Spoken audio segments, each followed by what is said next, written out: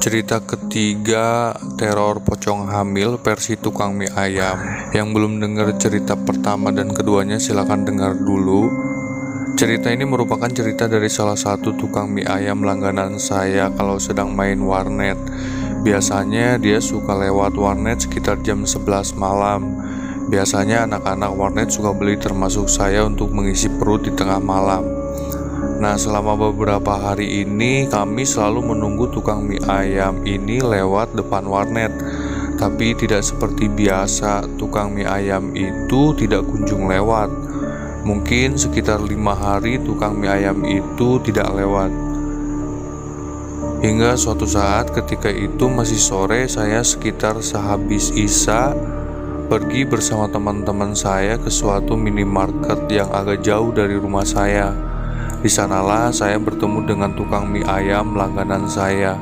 Langsung saja saya menyapa dia. "Mas, kemana aja? Gak pernah lewat warnet lagi. Anak-anak pada nyariin tuh." "Iya bos, sekarang udah gak lewat situ lagi." "Lah kenapa mas?"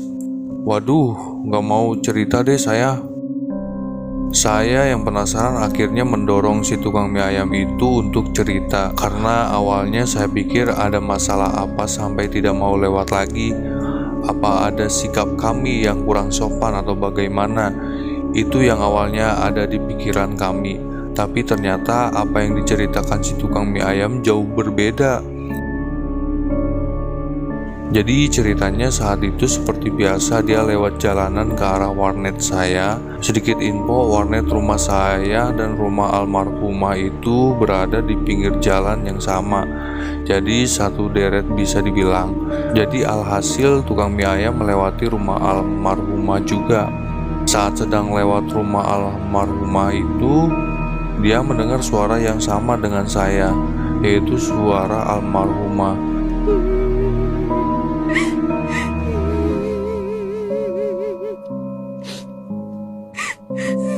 Ia melihat sesosok pocong berdiri di beranda rumah dengan kain kapan yang masih baru.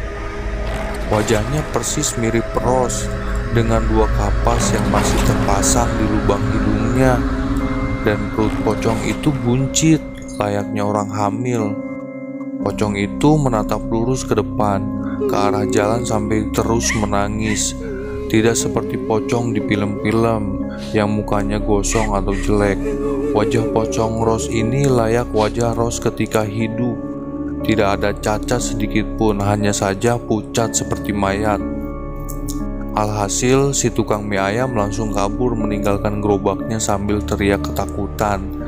Dia kabur dan mengungsi ke kedai tukang nasi goreng yang ada di depan jalan besar. Gerobaknya baru dia ambil setelah ditemani oleh tukang nasi goreng yang merupakan temannya.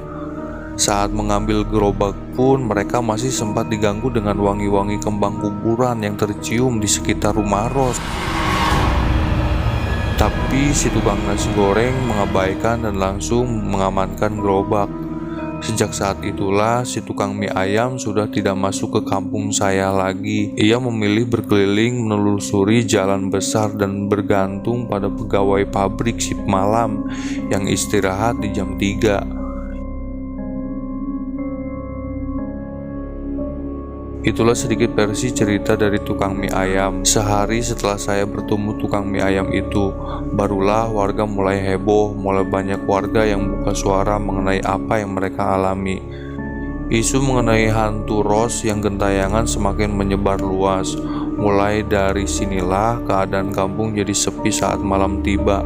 Tidak ada yang berani keluar malam. Bahkan kakak saya pada saat itu yang bekerja di pabrik lebih memilih menginap di kontrakan temannya daripada harus pulang ke rumah.